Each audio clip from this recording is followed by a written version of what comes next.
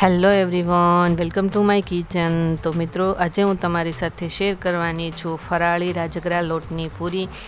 તો આ પૂરી છે તે એકદમ સોફ્ટ અને ફૂલીને દડા જેવી બને છે અને આ પૂરીને તમે કોઈ પણ વ્રત કે ઉપવાસમાં ખાઈ શકો છો। તો ચાલો બનાવવાનું સ્ટાર્ટ કરીએ। તો તમે જોઈ શકો છો કે મેં અહીંયા એક રાજગરાના લોટનું પેકેટ લીધેલું છે। તો હવે આપણે એક બાઉલ લઈશું મીડિયમ સાઇઝનું અને તેમાં જે આપણે રાજગરાના લોટનું પેકેટ લીધેલું છે તેને આપણે એડ કરી દઈશું। તમે જેટલા વ્યક્તિ હોય તેટલો તમે લોટ લઈ શકો છો। અને 1 ટેબલ સ્પૂન હળદર પાવડર એડ કરી દઈશું।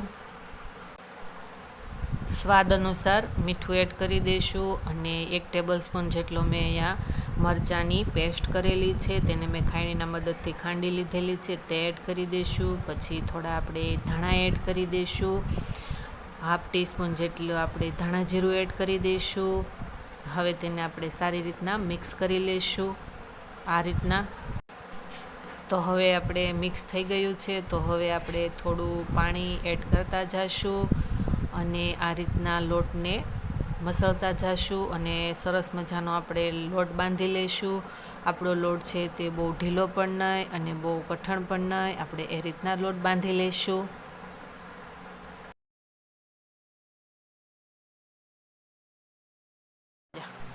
તો તમે જોઈ શકો છો કે આપણો લોટ જે છે તે સરસ મજાનો બંધાઈ રહ્યો છે અને આપણો લોટ પણ સરસ મજાનો બંધાઈ ગયો છે। તો હવે એમાં થોડું આપણે તેલ એડ કરી દઈશું અને સારી રીતના આપણે આ લોટને મસળી લઈશું જેથી કરીને આપણી જે પૂરી છે તે સરસ મજાની સોફ્ટ બની જાય।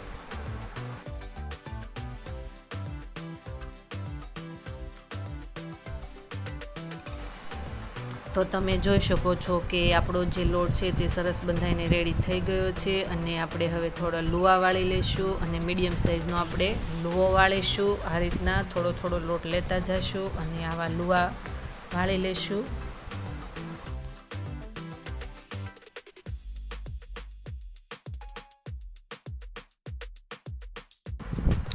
તો તમે જોઈ શકો છો કે આપણા જે લુવા છે તે બધા જ વળી ગયા છે।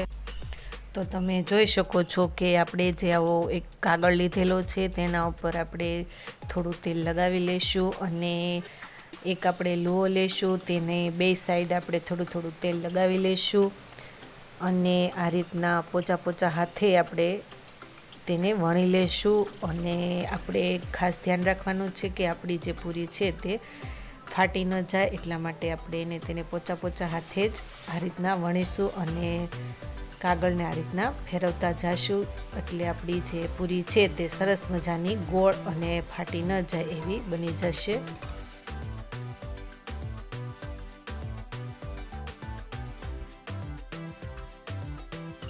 તો હવે અહીંયા મેં તેલ ગરમ કરવા મૂકી દીધું હતું અને આપણું તેલ પણ આવી ગયું છે અને આપણે આ રીતના એક પૂરી મૂકી દઈશું અને તેને તળાવા દઈશું અને તેની બે સાઈડ આપણે 1 મિનિટ સુધી તેને તળવા દઈશું અને આપણી જે પૂરી છે તેને આપણે બ્રાઉન રંગની થવા દઈશું અને તેને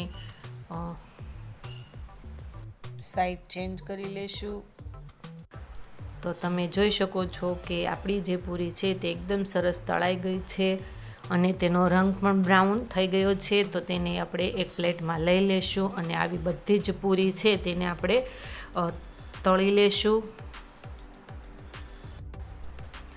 તો તમે જોઈ શકો છો કે આપણી જે ફરાળી પૂરી છે તે એકદમ સરસ બનીને રેડી થઈ ગઈ છે।